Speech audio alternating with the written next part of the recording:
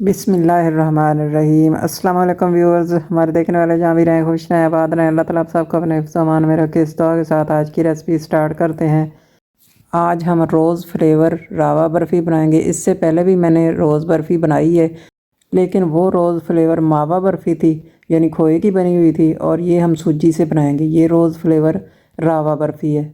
वो रोज़ फ्लेवर मावा बर्फ़ी थी और ये रोज़ फ्लेवर रावा बर्फ़ी है। तो इसके लिए कौन कौन सी चीज़ें ज़रूरी हैं और ये कैसे बनेगी, वो सारा इस वीडियो के दौरान मैं आपसे शेयर करूंगी। तो इसको जानने के लिए वीडियो को स्किप किए बगैर एंड तक आपको देखना पड़ेगा। ये बर्फ़ी बहुत ही टेस्टी बनती है और बहुत ही कम बजट में और सस्ती बनकर तैयार हो जाती है, और बनाना भी बहुत ही आसान है। ये देखें इसका टेक्सचर कितनी क्रीमी और नरम और सॉफ्ट है कि मुँह में जाते ही घुल जाएगी। तो ऐसी बर्फ़ी बनाने के लिए आपको वीडियो को स्किप किए बगैर एंड तक देखना पड़ेगा। तो चलिए बिना टाइम ज़ाया कि इसे बनाना हम शुरू करते हैं। इसमें जो जो चीज़ें डालनी है और ये कैसे बनेंगी वो सारा इस वीडियो के दौरान मैं आपसे शेयर करूँगी। तो सबसे पहले ये एक बीटरूट मैंने ले लिया है, इसको छील लेंगे। पहले इसका छिलका उतार देंगे और फिर इसे ग्रेट कर लेंगे। ये बीटरूट मैं इसको कलर देने के लिए इस्तेमाल करूँगी, क्योंकि फूड कलर इतने हेल्दी नहीं होते, तो नेचुरल तरीके से ये मैंने इसको कलर देना है। तो इसलिए इसका पिंक कलर निकालने के लिए ये मैंने इसको इस्तेमाल किया है। इसको ग्रेट कर लेंगे और फिर छलनी में इस तरह से इसका ये सारा पल्प इसमें डालकर ऊपर से थोड़ा सा पानी डाल देंगे। तो इस तरह से अच्छी तरह से मसल लेंगे और इस तरह इसका रस निकाल लेंगे। तो ये देखें कितना खूबसूरत और पिंक कलर निकल आया है। तो इसको कलर देने के लिए हम इसे इस्तेमाल करेंगे। तो अब गैस का फ्लेम ऑन करके मैंने इसके ऊपर पैन रख लिया है और इसमें मेजरिंग कप से 1/4 कप मैंने इसमें घी डाली। अगर आपके पास ये मेजरिंग कप नहीं है तो आप कोई सा भी कप ले लें और इस तरह से इसको पहले सेंटर से हाफ़ करना और फिर हाफ़ का हाफ़ करना, तो ये 1/4 हो जाएगा। तो इस तरह पैमाइश करके आप 1/4 घी ले सकते हैं। तो जिस कप से 1/4 घी लिया है उसी कप से 1.5 कप सूजी डालेंगे। तो ये देखें ये मैंने इसमें 1.5 कप सूजी डाल ली है। घी तकरीबन 60 ग्राम, और अगर टेबल स्पून में देखें तो तकरीबन 2 टेबल स्पून के करीब था, और 1.5 कप सूजी मैंने इसमें डाली है।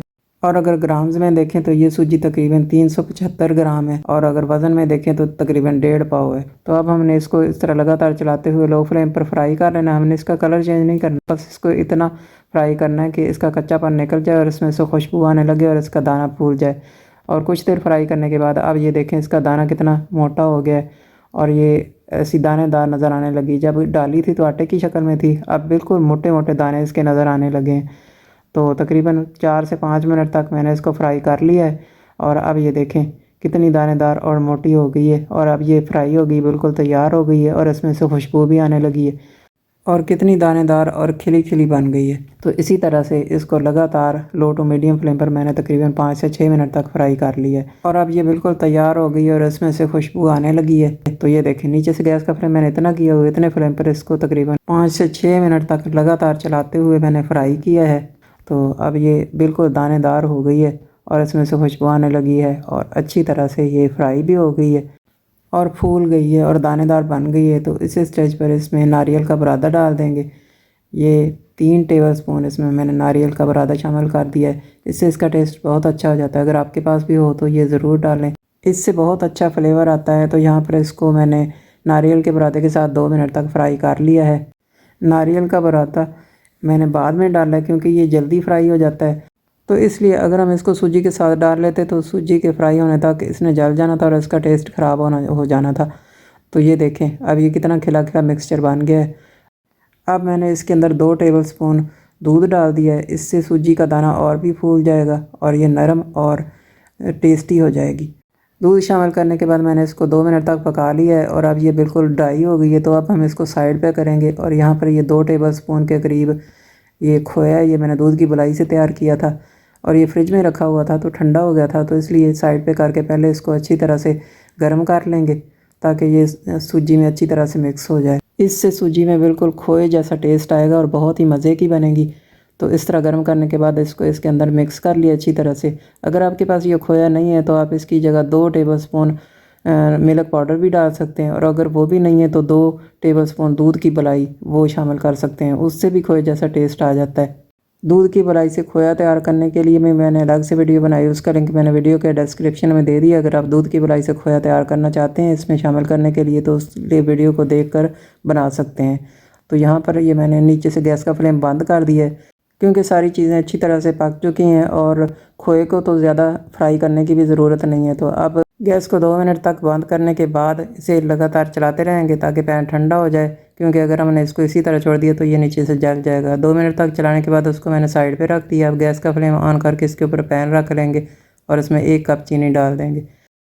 अब इसमें आधा कप पानी डालेंगे। तो ये 1/4 कप बीटरूट का जो मैंने रस निकाला था पहले वो डाल देंगे और फिर 1/4 कप इसमें रोज़ वाटर डाल देंगे रोज़ का फ्लेवर देने के लिए। तो इस तरह ये टोटल आधा कप पानी हो जाएगा। तो अब इसके नीचे गैस का फ्लेम ऑन कर देंगे और इसको लगातार चलाते हुए पकाएंगे जब तक चीनी घुल नहीं जाती। तो इसे इसी तरह लगातार चलाएंगे ताकि ये नीचे से चिपक ना जाए और जल ना जाए। तो यहाँ पर चाशनी बनती है, तो इतनी देर में हम ट्रे तैयार कर लेते हैं। ये मैंने सांचा रख लिया और इसके अंदर बटर पेपर लगा लिया है और अब इसको देसी घी के साथ ग्रीस कर लेंगे। अगर आपके पास ये सांचा नहीं है तो आप ट्रे को या किसी प्लेट को भी ग्रीस करके उसमें बर्फ़ी को सेट करने के लिए डाल सकते हैं। तो ट्रे को इतनी देर में तैयार करके रख लेते हैं। इतनी देर में हमारी चाशनी तैयार हो जाएगी। ट्रे को मैंने ग्रीस कर लिया। तो अब चाशनी को देख लेते हैं। यहाँ पर हमने तार की चाशनी नहीं बनानी, बस इसको इतना करना है कि चीनी घुल जाए और ये थोड़ी सी चिपचिपी हो जाए। तो ये देखें उंगलियों के दरमियान ये थोड़ी सी चिपक रही है। तो बस अब ये बिल्कुल तैयार है, इसमें स्टिकनेस आ गई है। तो अब नीचे से गैस का फ्लेम बंद कर देंगे और इसको चूल्हे से उतार लेंगे और सूजी में मिक्स कर देंगे। तो यहाँ पर ये मैंने सूजी के अंदर सारी चाशनी को डाल दिया है और अभी मैंने गैस का फ्लेम ऑन नहीं किया, बंद गैस में इसको अच्छी तरह से पहले मिक्स कर लेंगे। क्योंकि अगर हम मिक्स करने से पहले ही गैस का फ्लेम ऑन कर लेंगे तो ये मिक्स करते करते बैटर बहुत सख्त हो जाता है। तो इसलिए बंद गैस में इसको पहले मिक्स कर लेंगे और फिर गैस का फ्लेम ऑन करेंगे। तो यहाँ पर मैंने चाशनी को सूजी में अच्छी तरह से मिक्स कर लिया है। अब नीचे से गैस का फ्लेम ऑन करेंगे और इसको थोड़ा सा पका लेंगे लो फ्लेम पर। इतने फ्लेम पर हमने इसको तकरीबन 2 से 3 मिनट तक या उतनी देर तक पकाना है जब तक ये एक डो की शक्ल में आ जाएगा और पैन को छोड़ने लगेगा, एक डो की तरह इकट्ठा होने लगेगा और पैन को छोड़ने लगेगा। तो ये देखें कुछ देर पकाने के बाद अब ये एक डो की शक्ल में इकट्ठा होने लगा और इसने पैन को छोड़ना शुरू कर दिया। तो थोड़ा सा बैटर आप प्लेट में निकाल कर देखेंगे कि ये तैयार हुआ है या नहीं। ये अभी थोड़ा गर्म है तो इसको साइड पे रख देते हैं ताकि ये थोड़ा ठंडा हो जाए। जितनी देर में ये ठंडा होता है, छूने लायक होता है, तो उतनी देर में इसको हम लगातार स्टर करते रहेंगे। क्योंकि अगर हमने इसको इस तरह छोड़ दिया तो ये नीचे से जल जाएगा। तो उसको चेक करने के बाद ही हमने ये देखना है कि इसको उतारना है या अभी तैयार हुआ है कि नहीं हुआ। तो थोड़ी देर तक तकरीबन 1 मिनट तक इसको इसी तरह मैं स्टर करती रहूँगी। वो थोड़ा ठंडा हो जाएगा तो फिर हम उसको चेक कर लेंगे। तो ये थोड़ा ठंडा हो गया तो अब हम इसको देख लेते हैं। ये देखें अभी ये थाली के साथ चिपक रहा है और हाथ के साथ भी चिपक रहा है। तो इसका मतलब है बैटर अभी अच्छी तरह से तैयार नहीं हुआ है बर्फ़ी जमने के लिए। तो इसलिए मैंने इसको वापस पैन में डाल दिया और अब इसको लगातार चलाते हुए 1 मिनट तक और पकाएंगे। और 1 मिनट तक और पकाने के बाद मैंने नीचे से गैस का फ्लेम बंद कर दिया है और बंद करने के बाद भी इसको तकरीबन 2 मिनट तक इस तरह स्टर करते रहेंगे। पैन चूँकि काफ़ी गर्म है तो इतनी देर में ये थोड़ा और हार्ड हो जाएगा पैन ठंडा होने तक और बिल्कुल बर्फ़ी जमने की कंसिस्टेंसी में आ जाएगा। तो 2 मिनट तक चलाने के बाद अब ये डो की शक्ल में आ गया है, पैन भी ठंडा हो गया तो छूने लायक हो गया। तो अब हम इसको चेक करके देख लेते हैं। तो ये देखें इसकी बॉल बन रही है। अब बैटर बिल्कुल तैयार है बर्फ़ी जमने के लिए। तो अब हम इसको नीचे उतार लेंगे और बैटर को ट्रे में डाल देंगे सेट करने के लिए। तो यहाँ पर मैंने बटर पेपर लगाकर ट्रे को पहले से तैयार करके रखा हुआ था। तो अब इसमें इस बैटर को डाल देंगे और अच्छी तरह से सेट कर देंगे ऊपर से।